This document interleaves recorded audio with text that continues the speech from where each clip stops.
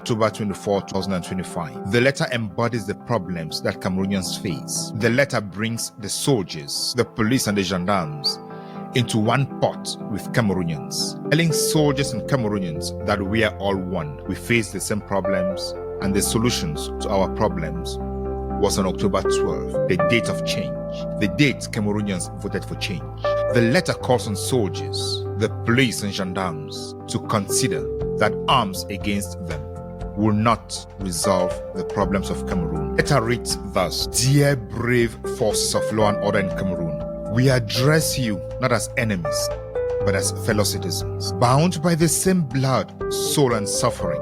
The ills that negatively affect our nation affect you as much as they affect us. We voted for change. You voted for change. Our problems are the same. Please listen to us. We are in this together. Please protect us. We shall protect you. When poverty is spread, families starve. When rents increase for us, they do for you. When the cost of bread, gari, beer, corn, transport, fuel increase, they increase for you. When the cost of hospital bills increase for us, they increase for you. When corruption is the order of the day, when they force our parents to sell land to bribe our way to schools, they don't spare you. You bribe your way into school too. Your parents also sell land to bribe your way into school. You also sell land to bribe your children's way to school. When they force us to pay taxes that don't serve for anything, you pay these taxes too. When they borrow money from international partners, embezzle the money and leave nothing for us, we pay the capital and the interest. Our children will continue paying. Your children would continue paying too. You also pay the same interest and the same loan. When they create opportunities in the public and private sectors for themselves, the most you get is a low-level security job. They place their children in high places. Their children command you. Sometimes these children give you instructions with as much disrespect as we see on the streets every day. They care not about your age, about the sacrifices you make to keep them in power. They ignore you, they ignore us. When we don't have health care, when they fall sick, they evacuate themselves to Europe, USA, Singapore, India, China, and what have you. As they deploy you to hurt fellow citizens, if you are wounded, they would abandon you in the hospitals. Do you remember when Idris Deby, Chad's president, visited Chadian soldiers on the war front who were hospitalized in Yaoundé? Did you see your own president who sent you to the same battlefront where Chadians were fighting? Now you are being sent to kill Cameroonians, to torture Cameroonians, to oppress Cameroonians, to maintain that same president in power. Your wounded colleagues die for lack of medication. Our children suffer from untreated diseases because we don't have hospitals. We don't have medication. When your parents fall sick, where do they go to for treatment? Can you evacuate your parents to India, USA, Saudi Arabia, London, Paris, Singapore for treatment? No. Check where their own parents go to when they fall sick. When our education suffers, your sons and daughters drop out of school, are different to study. Think about the best schools in Cameroon whose children go there. Can you afford to send your own children to those schools? Consider the buildings where your own kid spends every time, every day. Those school buildings have no doors, no roofs, no windows, nothing. But that is the only place you can afford to send your children to. In 2025, your children, our children, don't have basic education worth the year 2025. Internet is a luxury in Cameroon. Children abroad, children in South Africa, Nigeria, in other countries study with the access of internet, with the help of digital services. But in 2025, your children, our children cannot. How can we explain that your children cannot study with digital devices in 2025?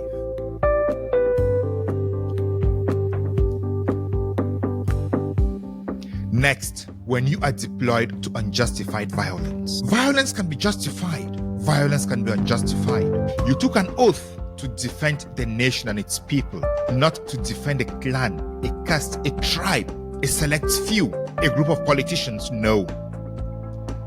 Politically motivated violence or violence incited for political reasons to stay in power is not your cup of tea. It is not your duty. You should not protect people who do that. These people do not respect you at all. All they do is use you and put you in harm's way. They don't care what happens to you. All political problems can be resolved and should be resolved without the police, without the gendarme, and without the military. They prefer military interventions because they know they will send you to go kill innocent Cameroonians. But in the course of it, you can also be killed, injured, and disfigured. Think about Madame Zuhaira. Was her death merited? Did she need to die because she was asking that her ballot be counted fairly and squarely? Did somebody need to deploy your colleagues to go face her simply because she said, "Count my vote"? You voted, she voted, now she's dead. Why? You don't protect people. You don't protect politicians. Politicians are individuals, they come and go, but the nation remains. Think of it.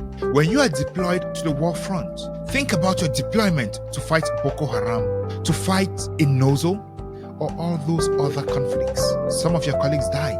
And remember, when they send you on such dangerous missions, your family will suffer as their family, God forbid, if you die. As you go, think of your young son and your young daughter who would only remember that they once had a father or mother who went out on high instructions and returned in a coffin. They will never see the person who sent those high instructions. Do those people who deploy you on high instructions ever go back to see your families when you don't return, or when you return in coffins, or when you return on hospital beds, disfigured, dismembered, and can never stand on your feet again? How many of your colleagues died in Nozo, Boko Haram, etc.? How many of their own children did they deploy to these dangerous places? Think of it, dear soldier, dear police, dear gendarme.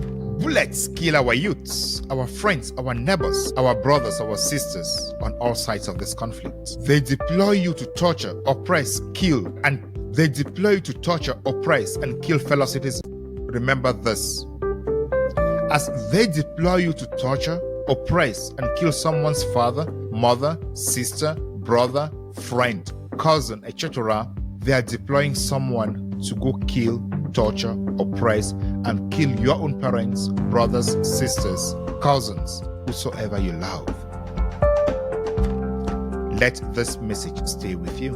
Again, our problems are your problems, and your problems are our problems. We are in this together. Think when unemployment runs rampant. Remember, most of you spent your time studying and finally picked a job that probably you spent your time studying and finally picked a job that probably is below your educational level, or you did not want. You might have wanted something else, but because the only availability was wearing the uniform, you jumped on there. Also remember, your brothers and sisters depend on you for their daily sustenance, for their school fees. Your children have gone through school but cannot have jobs unless you have to offer your salary as collateral to the bank to take loans to pay for your children's school fees. That reduces the amount of money you can live with.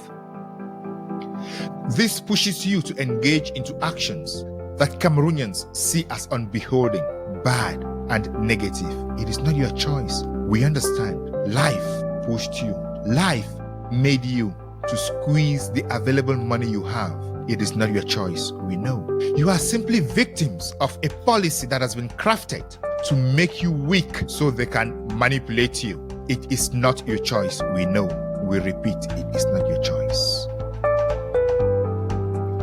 Think about the infrastructure in the country as it decays. Your military barracks are decaying. Our roads crumble. They borrow money to construct roads, but we don't see new roads. When we cannot move around the country, you also cannot move around the country. When accidents occur because the roads are terrible, unusable, we die. We get terribly hurt. You also die, and you also get terribly hurt on those roads. If we die on the roads today, tomorrow may be you, maybe your colleagues, maybe your brothers, your sisters, your fathers, or your mothers. We are in this together. No inch has been added to the railway Ahijo left behind.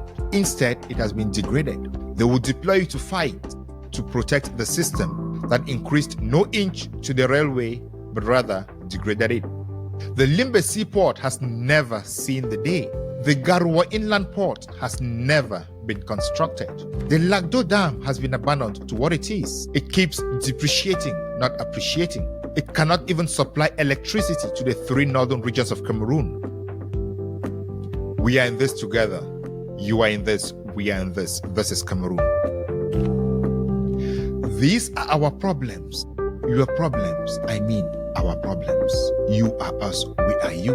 You are not above them. You live them daily. We face them. You face them daily. You swore an oath to protect Cameroon's people, not to obey illegal orders that harm Cameroonians. Unlawful commands to shoot civilians betray that oath. Don't shoot Cameroonians who don't have guns. They are simply asking that their voices, their votes, your votes be counted and respected. You voted in these elections. You know who truly won. The people's will is clear. The people asked Chiruma to lead the destiny of the country for the next 3 to 5 years. Chiruma promised to lead for 3 to 5 years and reset the country.